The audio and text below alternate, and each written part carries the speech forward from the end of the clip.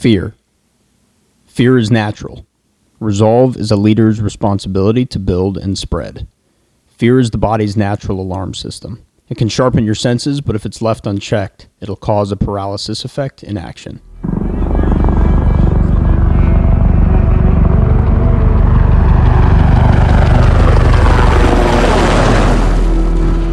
I'm the old man.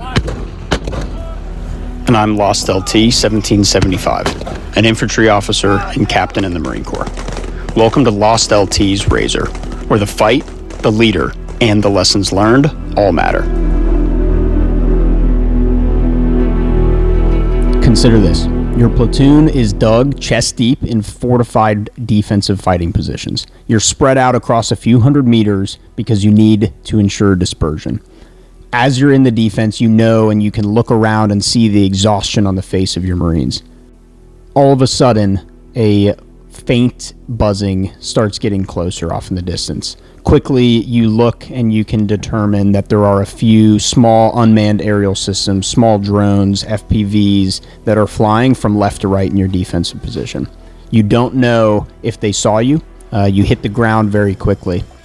2 or 3 minutes go by, and you all of a sudden begin hearing enemy artillery smashing the left flank of your line. Every few seconds, the blasts keep getting closer and closer. This is the point where you have a decision to make.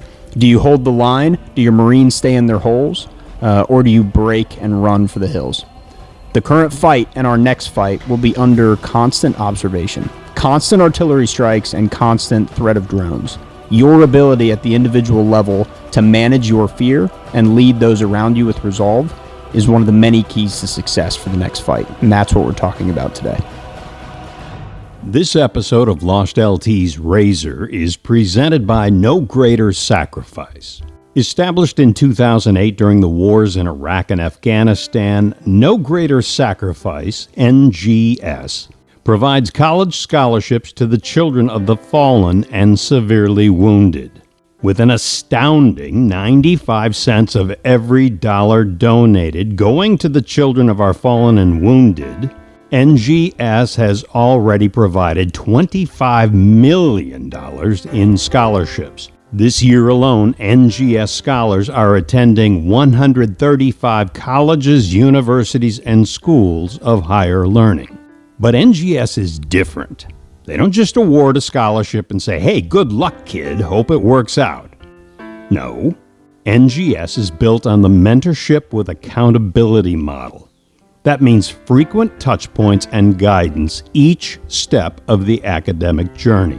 Check out nogreatersacrifice.org. Our heroes left their footprints on faraway battlefields.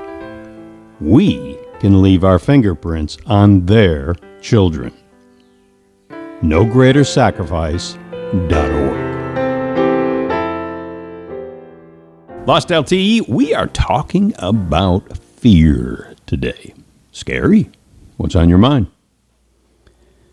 I think before we dive into the topic, understanding the difference between what fear is and really the opposite of that, how we can use resolve to lead ourselves and lead our Marines, or really anyone from any walk of life, through fear. And so before we get into the discussion, to really understand, fear is kind of like our body's alarm clock. If we acknowledge fear at the individual level, and it's something that we expose our Marines to, then I think we can better manage its effects. And then similarly, resolve is an inner decision to act despite the presence of fear, friction, or fatigue. So not the absence of fear taking place, but the action in its presence.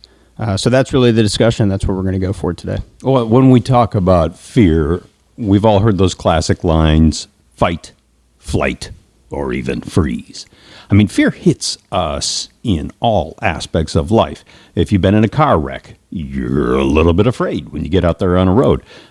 People that have been sexually assaulted. When a mom sends her kids off to children, we read the news. So when we talk about fear, are you putting it only in a military context, or is this universal? Exactly universal. Fear is that kind of thing that isolates us, right? Whereas resolve unites. So I don't think leaders are able to eliminate fear. We just convert it into action if done correctly. So yeah, it's absolutely a universal thing. Who's a leader?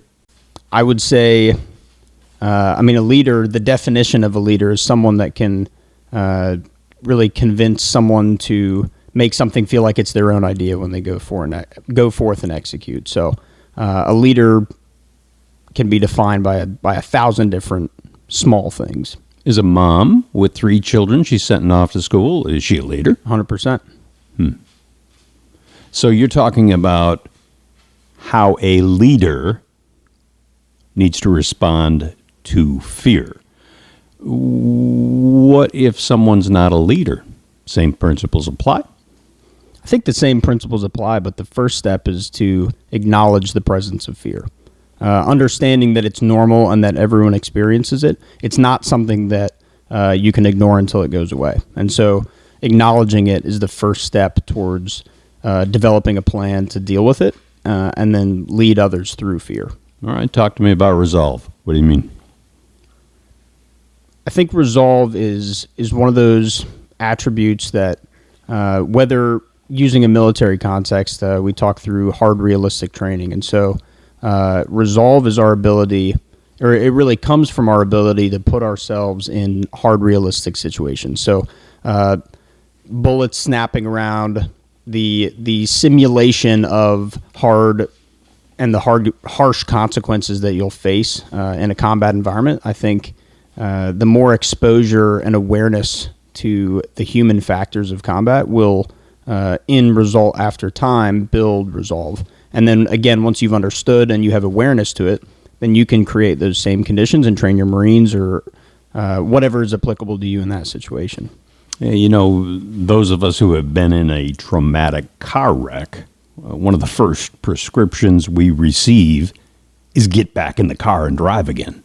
I can speak from personal experience on that. That was probably the least exciting thing to do, but in hindsight, the best thing to do is just rip the Band-Aid off and put yourself feet to the flame. And as soon as you get to a point where you're comfortable being uncomfortable, I think that's just a mindset that you can develop over time. A classic hallmark slogan of "if you don't mind, it doesn't matter," mind over matter.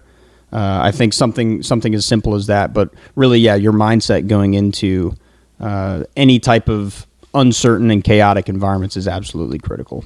So Lost LT, when you're talking about resolve, is that different from just simply suppressing fear by refusing to get back in a car again to drive or getting back on the battlefield where the bullets are flying?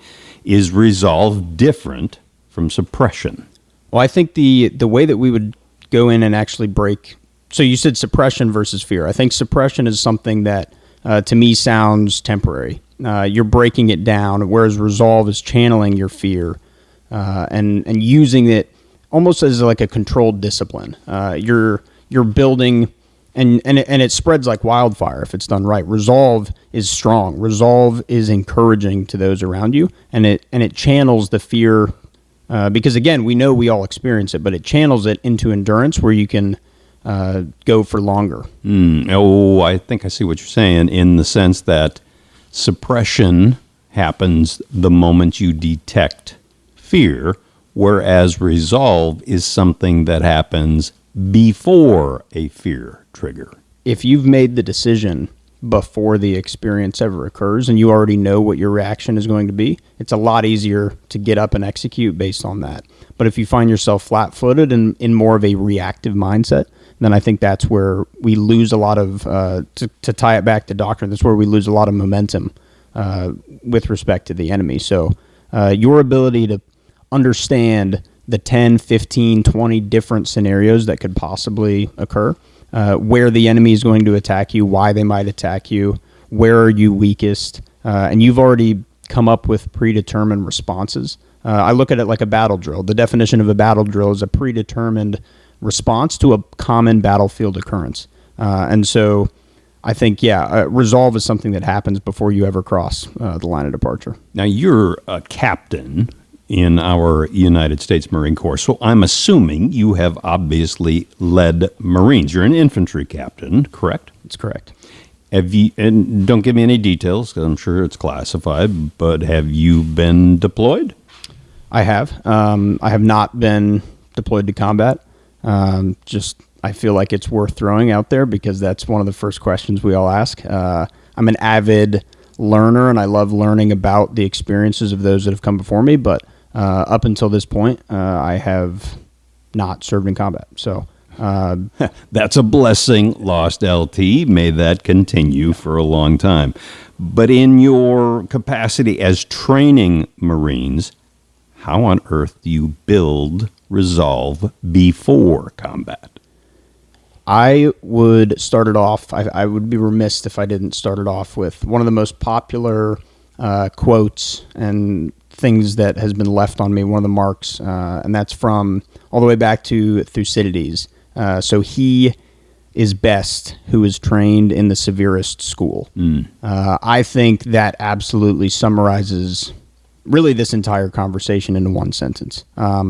For a leader, whether it's an NCO, staff NCO, or junior officer, I think that your ability to understand that and exemplify that not only in yourself, but when you're developing training, it's a balance of looking at the current fight, what we say is the future fight, but it's really here right now, and then developing hard, realistic training as hard as we can possibly do within keeping training safe, because we don't want to hurt our Marines in training, obviously.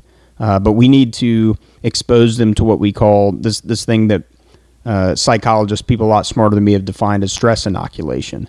I think training with keyword being controlled chaos, things like drones that have littered the battlefield, fatigue, sleep deprivation, surprise, chaos, uncertainty. The list goes on, but we need to design our training evolutions centered around those principles and those ideas, and really so that we can make the unknown become familiar.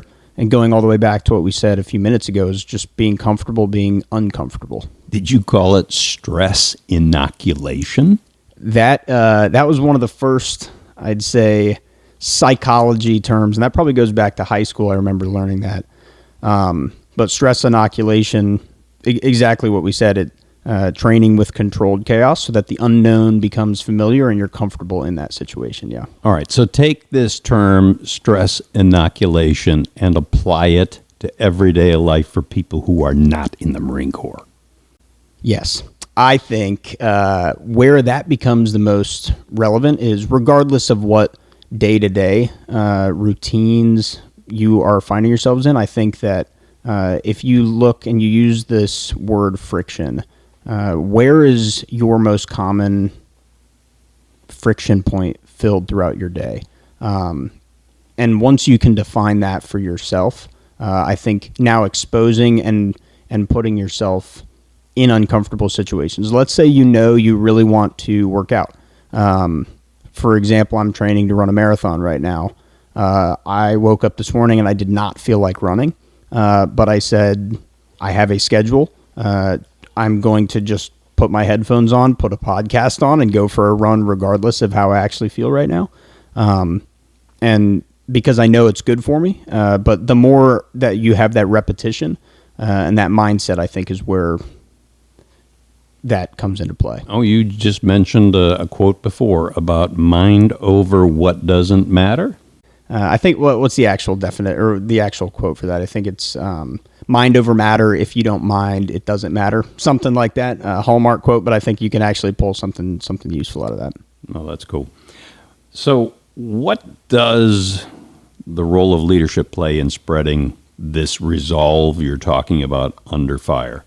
And, leadership is kind of it's in vogue right now. Leadership training, leadership. If you're out there supervising or leading a group of Marines, 10, 20, are you the only leader? Or are some of them leaders? If you think of yourself as the only leader, then you've already lost. That is one of the most fundamental, basic, baseline things that we hammer home into our officer corps, is your success relies on your ability to empower your NCOs and your enlisted Marines, provide them the intent, and then get out of the way and let them execute. Be there to provide rudder steers, left to right, lateral limits, etc. But I think the leader's role in that is to model calmness, decisiveness, and just be present.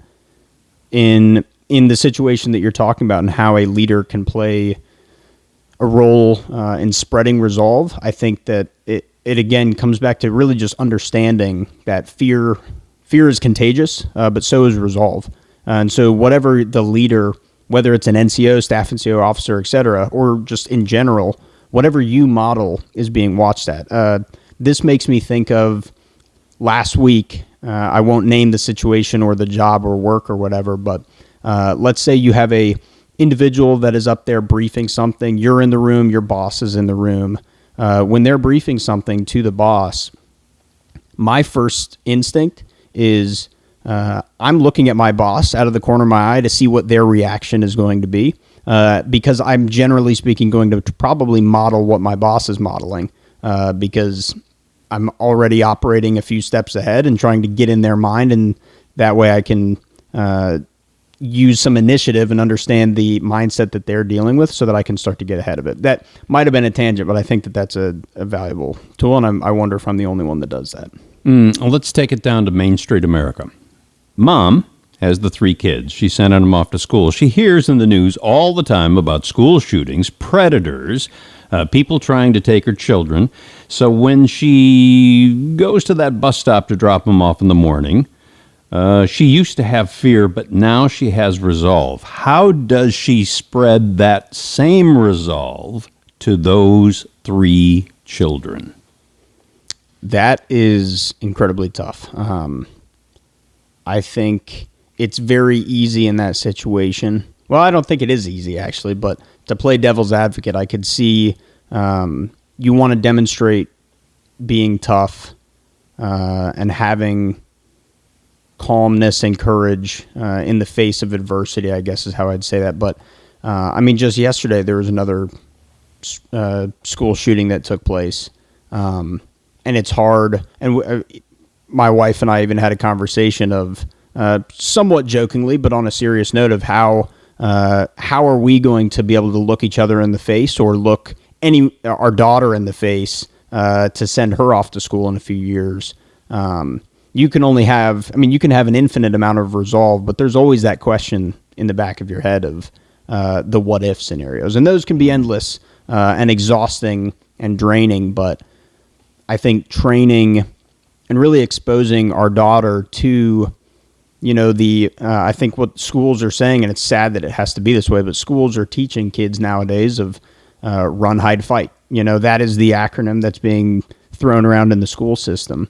And while all 3 of those might not be relevant or applicable in that certain scenario, it's really a mental checklist. I remember 3 words, and I can look at the scenario that's in front of me and understand, do I need to run, do I need to hide, or should I fight?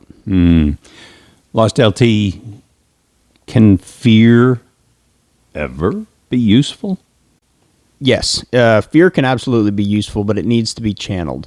And what I mean by that is it can give you, I think when I find myself in a intense or really scary situation that causes me fear, it gives me a sharpened sense of awareness and almost vigilance. And so I think if you can control fear, then you have discipline.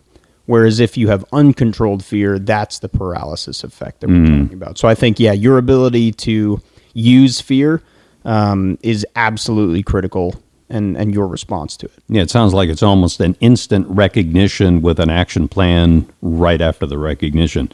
So when does fear win? When does resolve win?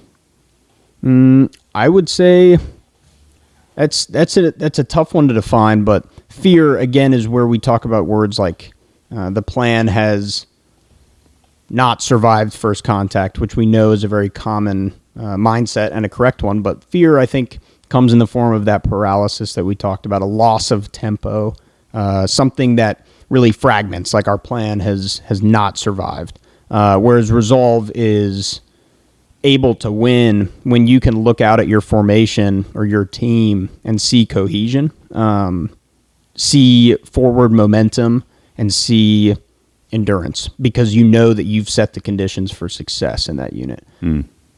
One more Main Street America question, then I want to take you back to the battlefield. When We talk about individual courage, but what about collective resolve? So the mom that's taking her kids to the school bus stop interacts with 20 other moms that are doing it. The guys and gals that are in a investment brokerage firm and they're dialing for dollars, they've got quotas to meet, they've got some exciting products that they want to sell. Where does individual courage meet collective resolve? That's a great talking point there. I think that individual courage comes in the form of kind of what you alluded to, right? Heroics. I think in that situation, I could see an individual that I would translate that to Marine Corps language as executing with the fighter leader concept. That individual goes out there and they're executing whatever needs to get done, whether that's something that is totally not Marine Corps related, or on the battlefield, they could execute with the fighter leader concept. Whereas that collective resolve, I think, comes in the form of more so, like we kind of talked about a second ago, of endurance and momentum. So I would sum it up as one individual inspires, but the collective is what's going to get the job done at the end of the day. So it starts with one person, just as the wave at a baseball game. One person stands up and decides to do it, and over time, with good vision provided, then that's how you get the wave complete. Mm-hmm. Back to the battlefield. This old man has spent a few years in the Iraq War on the ground. In Afghanistan, I got to watch you guys, not only in Fallujah, but Diyala Province, Bakuba, Baghdad, all over the place. One thing I noticed is that when units took off on patrols, there was amazing resolve. I mean, they were focused. These dudes and dudettes were ready for anything. And when they came back to the FOB, back to the COP, back to wherever they came back to, there was an enormous release of energy. I didn't see fear, but I saw fatigue. So this whole notion of resolving is an expenditure of a lot of energy, is it not? Yeah, resolve is exhausting. And you don't, again, because I can't relate to experiences that I haven't necessarily put myself, I could put myself in the same shoes, but I don't know what exhaustion looks like after combat because I haven't been there. That being said, I think it is clear that everyone's body reacts differently. There's coming up early in the Marine Corps, there was a ton of classes we got on the human factors of combat, and that's where I get some of these stress inoculation, psychological impacts of combat and chaos, etc. Really just coming down to how does your body at the individual level react to trauma.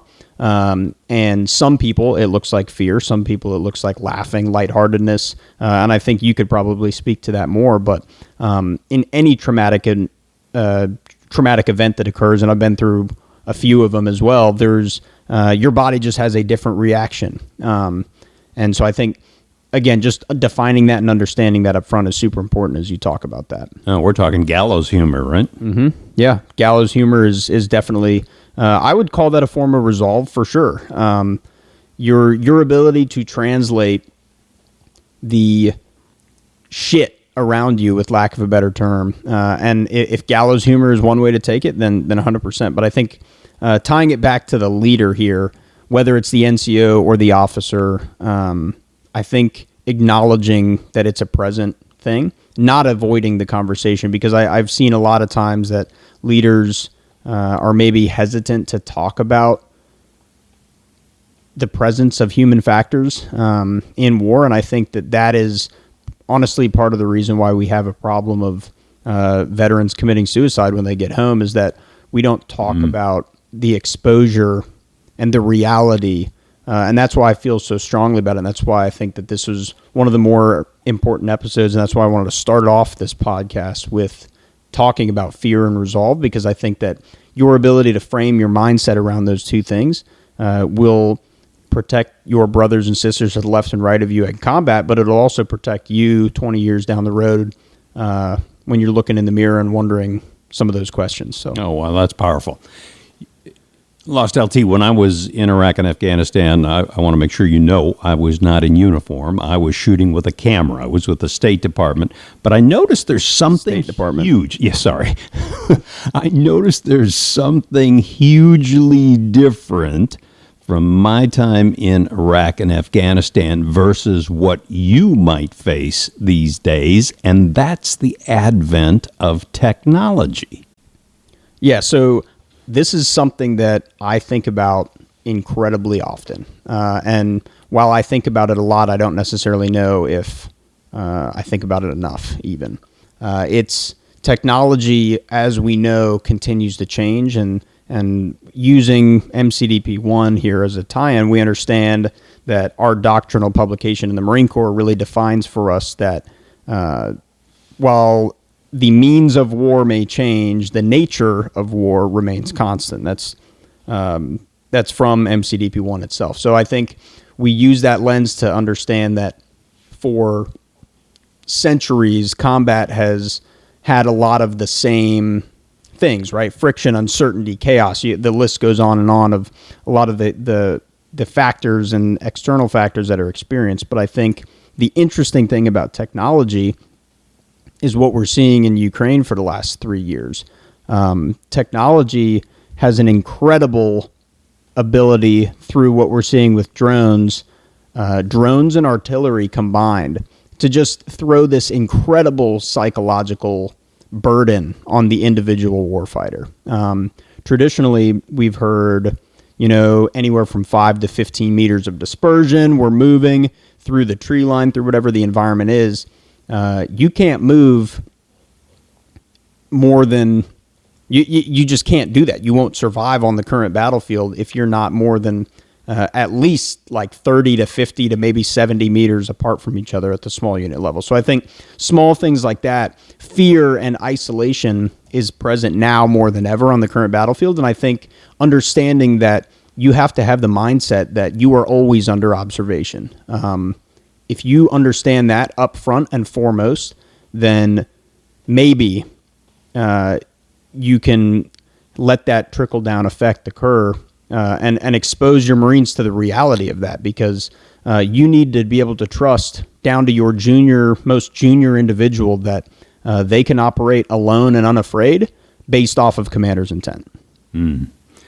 Lost LT, before we close out this episode, I want to circle back to one of the things you said about how this concept of fear and resolve is useful even 20 years from now after you get off the battlefield.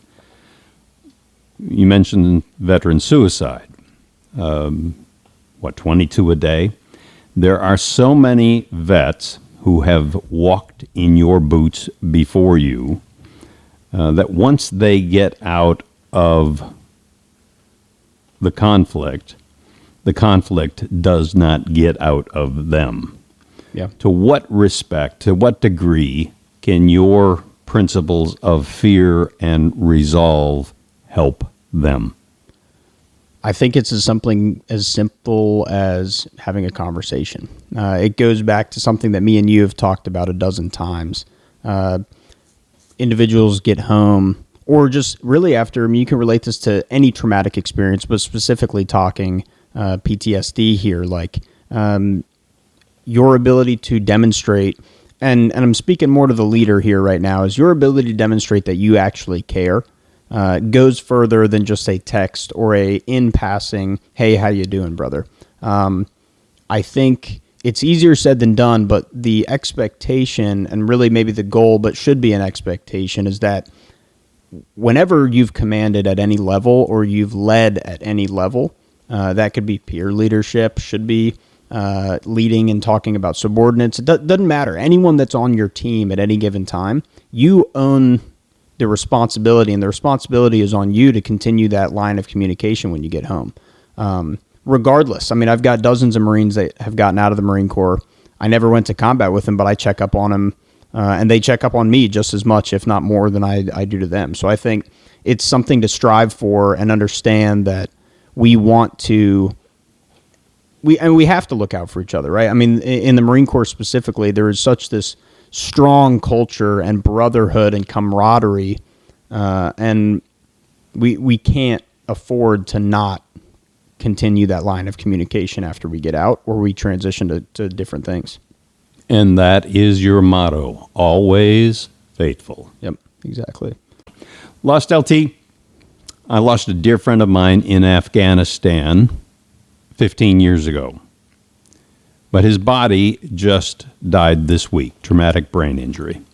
There's so many vets that came back from Iraq and Afghanistan with their bodies broken and with their emotions shattered. That's where we're seeing these high suicide rates. It was the same with Vietnam. It's just, war is vile. There is nothing about war that's glorious, regardless of whichever video game you're playing. What can you say to any combat vet that's listening right now about this notion of fear and how it can move towards resolve? Honestly, I don't think that I deserve to be answering this question, quite frankly, but my best guess and my best recommendation is to understand the influence that you can have by exposing or really by sharing your experience with those that have not experienced it. So that's the lens that I look at it as is you have this experience in the harsh realities of combat. And I think your ability to share and spread your lessons learned with the next generation is not only something that could be healing for you and give you that sense of purpose back, that if that's maybe something that you're feeling that you've lost since you've gotten out of the Marine Corps or the service in general, but it's now setting conditions for resolve to take place in the next generation. And I think that that has got to be super powerful and super prideful, something that gives you pride. So that would be the recommendation. Man, you're talking about that whole leadership spreading resolve under fire. Is you might be suffering yourself and still facing some of your own demons, but you want to resolve this? Reach out to others just like you and those that aren't even going through it. Yep. Share your wisdom from the battlefield because it translates to Main Street America. And the last thing I would close on this is that not only is it the veterans' responsibility to reach out, but it's also the next generation's responsibility. And I'd say even more so.